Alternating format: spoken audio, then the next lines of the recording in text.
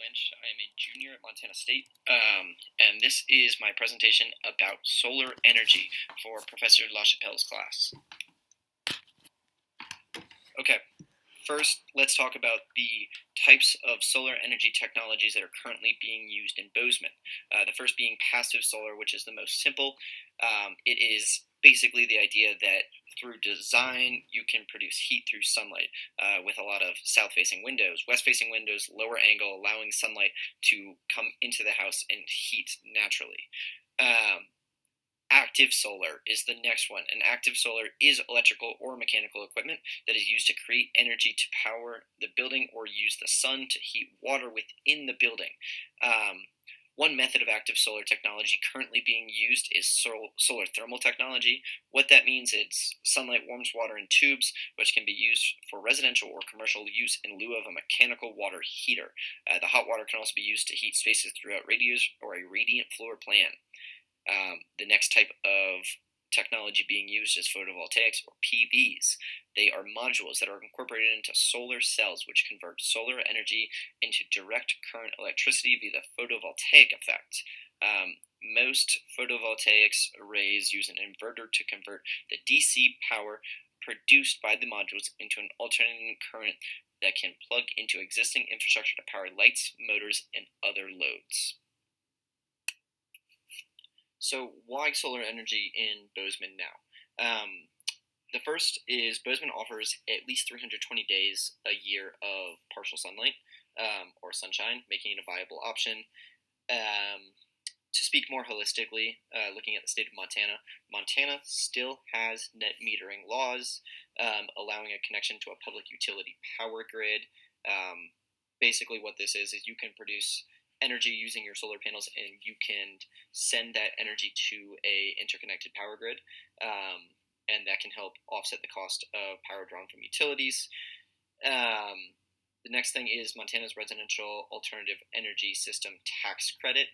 Basically what that is, it is a tax credit put forth by the state of Montana that offers up to 100% on the price of a solar power system, with a maximum of $500 for individuals and $1,000 for households with more than one taxpayer.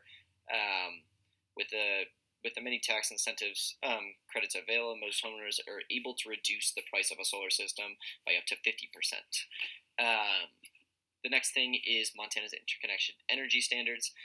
Basically, this just allows you to connect to a grid.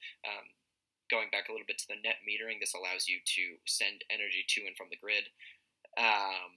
And then lastly, Montana offers a property tax exemption for homes with installed solar.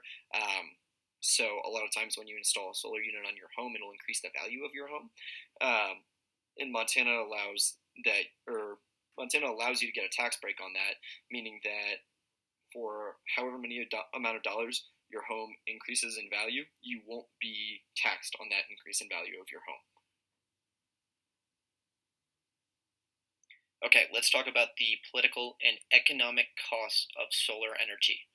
So right now, in Bozeman, on average, a solar energy system is between 1 and 3 kilowatts in size and has a pre-incentivized cost of $10,000 to $20,000, which would include operation and installation, but that is before those previously talked about tax incentives.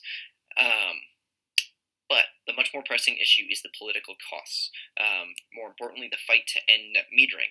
What that is during this last legislative session, the 2020 legislative session, Northwestern Energy, the monopoly energy producer, introduced a proposal to the Public Service Commission, which would have eliminated net metering in Montana. It would have implemented a separate rate class and imposed dissimilar demand charge rates for rooftop solar customers. The proposal ultimately would have penalized Montana families and residents who invest in solar energy, and it would have sent solar jobs to other states. Luckily, it was shot down 5-0 by the Public Service Commission. But Northwestern continues to have a commitment to fossil fuels. They have had no concrete plans to incorporate renewables into their energy production. This year, they are trying to open up a new gas-powered power plant in Laurel, Montana, despite public outcry. And most recently, the 2020 legislative session, they were lobbying for a bill that would help them dodge a $2.5 million fine because they were not able to implement 15% of their energy as renewables over the past 15 years. All right, now that we've talked about what solar energy is, how it's used, let's look at this from an energy standpoint and how we can move off of fossil fuels.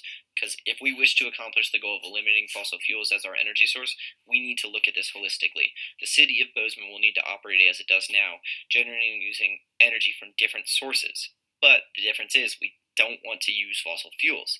So, unfortunately, we don't have an energy source that is a solve all to our current problem, which is fine. We can continue to work on technology, continue to allow the technology to advance, and we can use the many forms of renewable energy that are at our disposal, such as solar, wind, hydro, and geothermal, to produce energy for our town.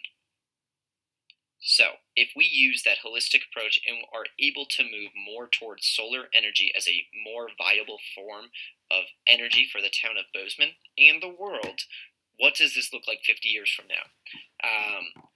If you're listening to this 50 years from now, my hope is that Northwestern Energy will no longer exist. They will no longer be a burden in the fight against fossil fuels. We'll get on board with the way that this world needs to be moving because there is a climate crisis. Energy produced 50 years from now will come from renewable sources. A collection of renewable sources. Technology will have continued to improve, and we don't have to wake up every morning worried about what the day is going to look like, whether it's going to be a 60-degree day in December or whether or not we're going to have an adequate snowpack this year.